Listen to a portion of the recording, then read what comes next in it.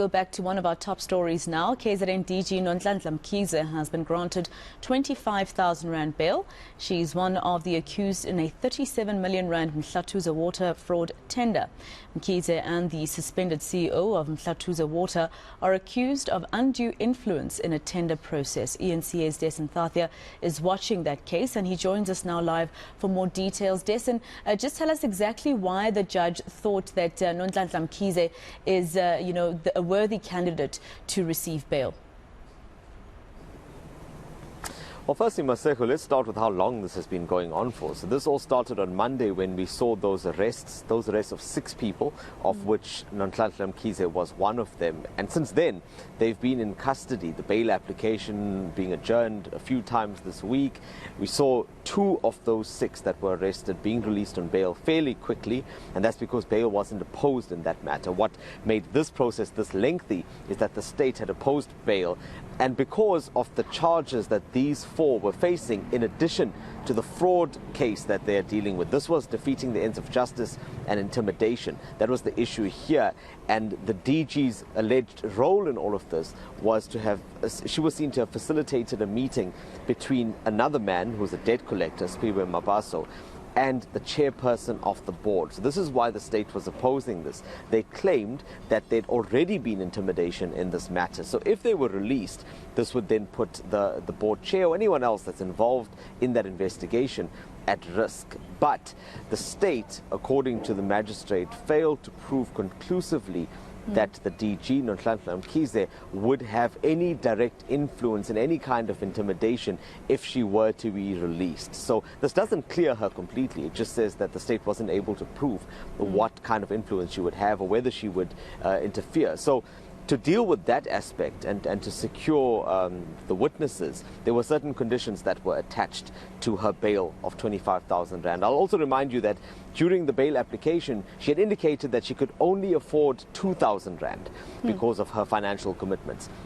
But let's listen to what the magistrate, Garth Davis, had to say in terms of those conditions that she had, or that she will now have attached to that bail.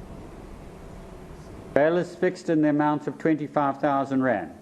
Special conditions, the conditions of this release are as follows: that on payment of bail, she released from custody on conditions that she return to this court at 8:30 a.m. on any date and time this matter may be postponed. If she does not appear, a warrant for her arrest will be issued. On her arrest, she will be kept in custody. The bail money declared forfeit to the state. The following special conditions pertain to the release of the applicant. The accused is to have no contact with the board of Mhlathuze Water, the management of Mhlathuze Water whatsoever during the duration of this matter, either directly or indirectly, including but not limited to third parties. Did she herself say anything to journalists today, Dasen? And if not, how was she looking in court? Did she look stressed at all? Well, she had been looking a little worried over the past few days, particularly when the matter was being rolled over, because essentially what it meant was there's another night in that prison cell. But what she then did after this ruling, she very quickly made her way back down to the cell. She hardly engaged with any of the supporters or the family members that were up there. I think they wanted to get that process moving of paying that bail or making, I mean, remember, the bail was granted, but she still needed to raise that money or get that money, considering that she had said she only had 2,000 rand to offer for bail. So that process is probably still underway. But the question now is what happens to her? Does she just return to work as normal on Monday? Does everything continue as it is?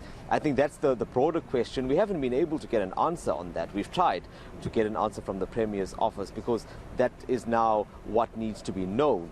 Although she doesn't deal directly, and that was one of the conditions, mind you, that she can't engage with anyone at that water board, even in her professional capacity.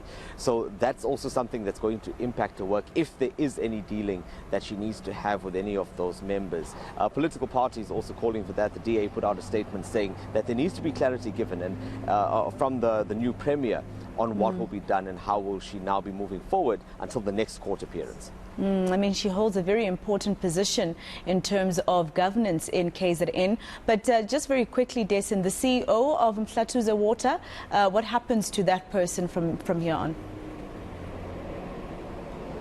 Well, he will still be behind bars for now. They will still be in custody until Tuesday, him as well as the lawyer that's implicated, yes, Tembelo Mhlanga, and that alleged accomplice of the DG, Spiwe Mabaso. So they will remain there until Tuesday. That's when their ruling will be made on this matter. But it's also important to note that the CEO of Umhlathuze Water, Mtokozisi Duze, he is currently suspended anyway as a result of that internal inquiry that they had. He was expected to be back at that inquiry on Monday. Now we'll need to find out what happens. Maybe that'll be postponed as a result of him still being in custody until Tuesday at least.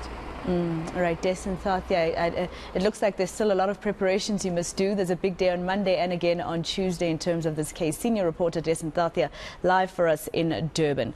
All right.